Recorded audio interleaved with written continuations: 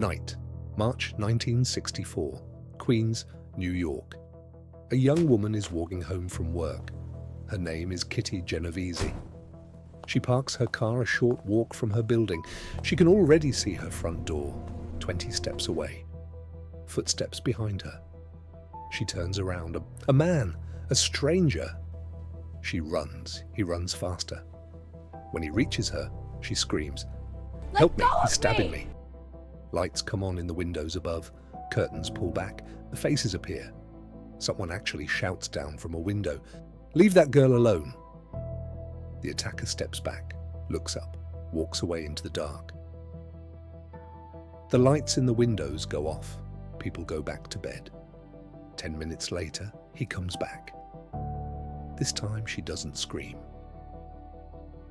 At 3:50 in the morning, someone finally calls the police. Officers arrive in 2 minutes. Kitty Genovese is already gone.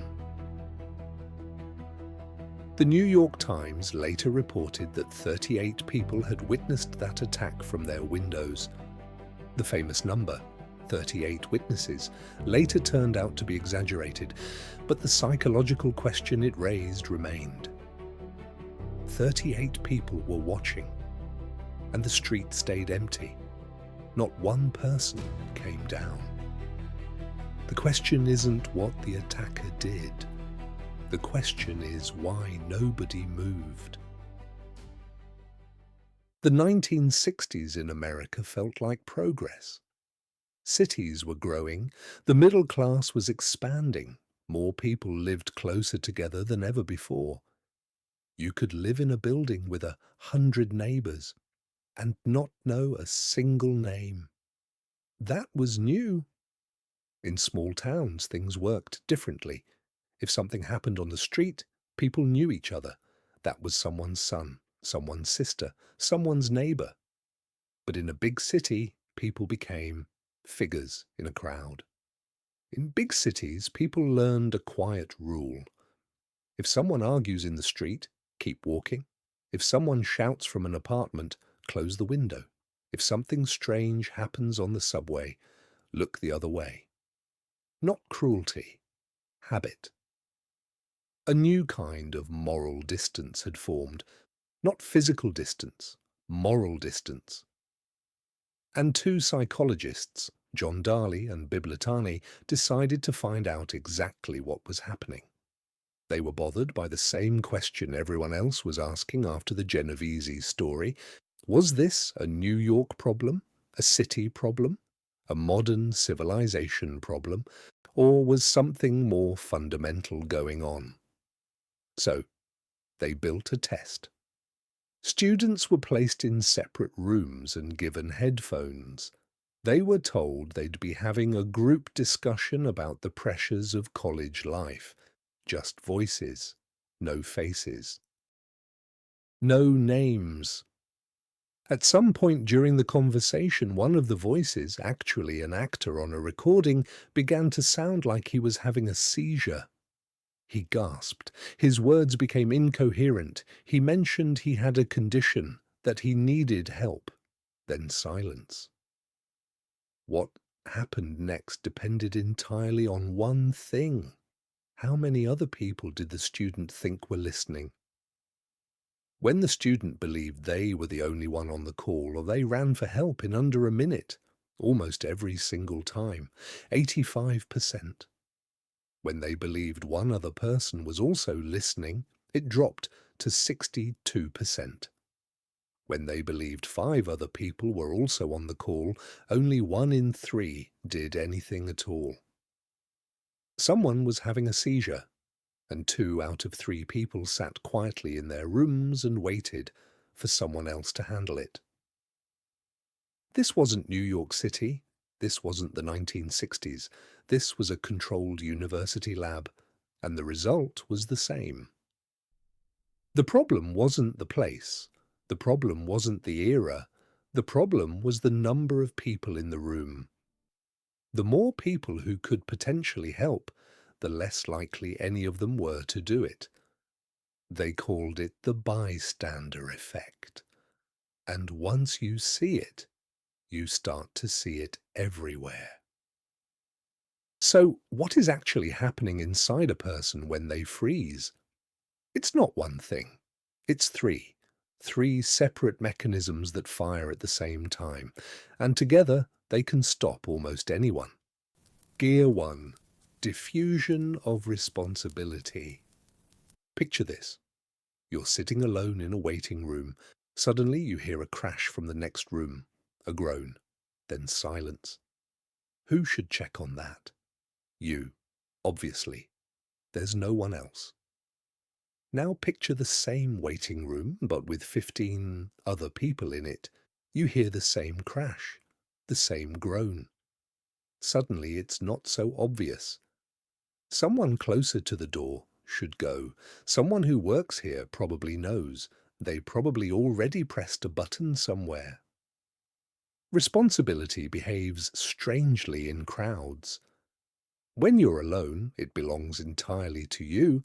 When there are 10 people around, it spreads. When there are 30, it almost disappears. Not because people are worse in crowds, because the mind quietly assumes someone else has it covered. This is why disasters sometimes happen in broad daylight, in crowded places, with witnesses everywhere, not despite the crowd, because of it. Gear 2. Pluralistic ignorance. But there's a second layer, and it's even quieter. When something unusual happens, most of us don't immediately know how serious it is. A person slumped on a bench, are they sleeping, or is something wrong? Shouting from an apartment, is that a TV or a fight?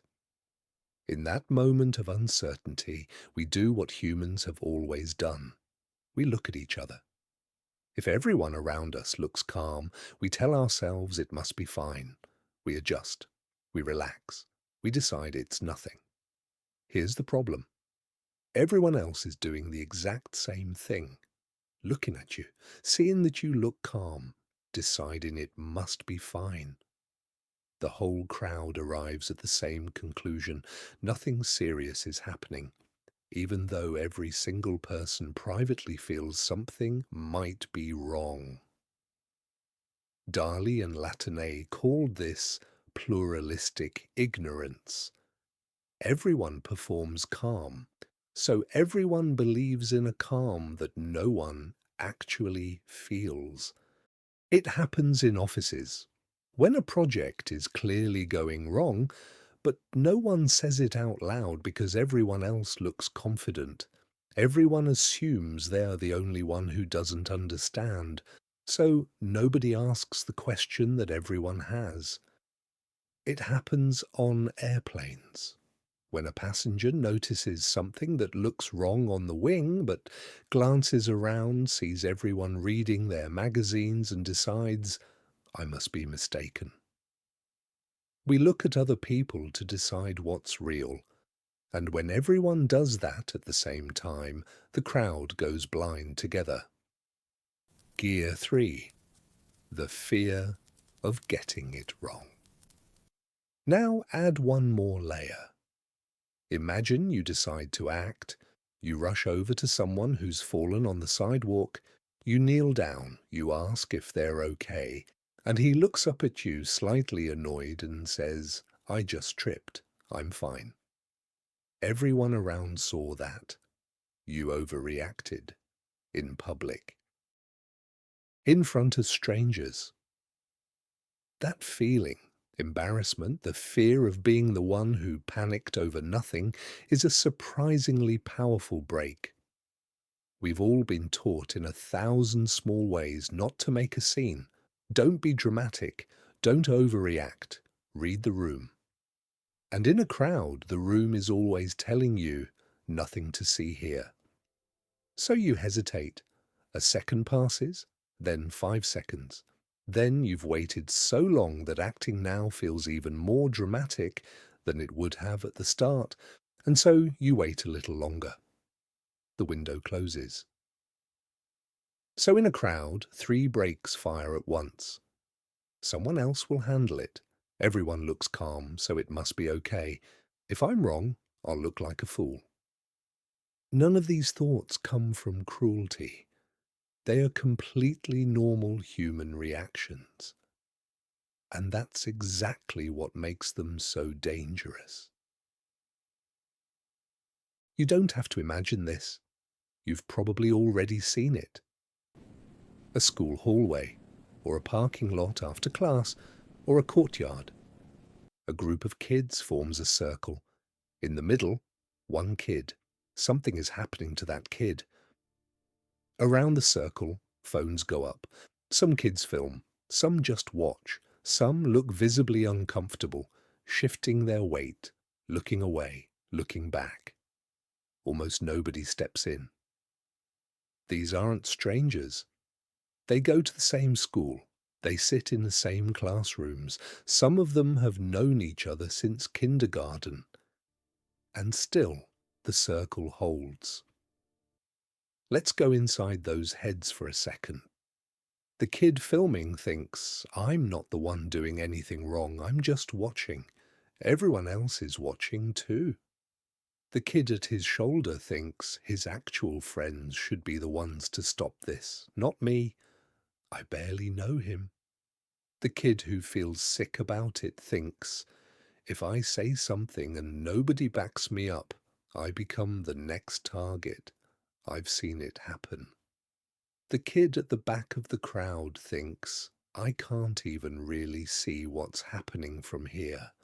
Maybe it's just messing around. Maybe they're friends. 4 people, 4 completely logical thoughts. One kid in the middle of the circle with nowhere to go.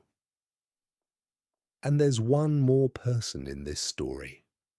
Down the hall, a teacher walks by, glances over, sees a crowd of kids gathered together, thinks the other teacher on duty has probably already seen this, keeps walking. The same gear, in an adult, with authority, someone who could have ended it in 10 seconds. Different century from Queens, 1964, same empty street. When the Kitty Genovese story was published, people found a comfortable explanation. Big city, cold people. Modern life makes us selfish. That's what happens when nobody knows their neighbors anymore. That explanation felt satisfying because it pointed somewhere else, at those 38 people, at New York City, at a different time, a different place. Not at us. But that explanation was comfortable. People wanted an explanation that felt safe. The problem wasn't that those people were cruel. The problem was that they were ordinary. Not indifferent, logical.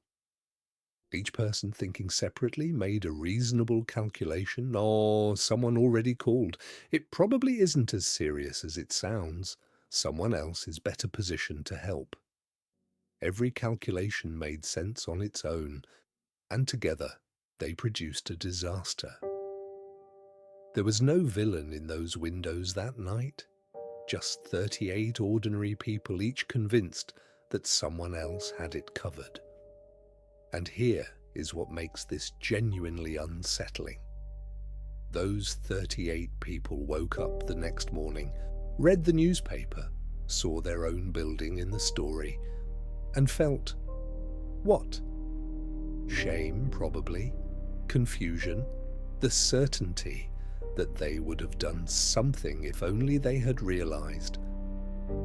But in the moment, with the lights off around them, with the silence from other windows, they had realized nothing.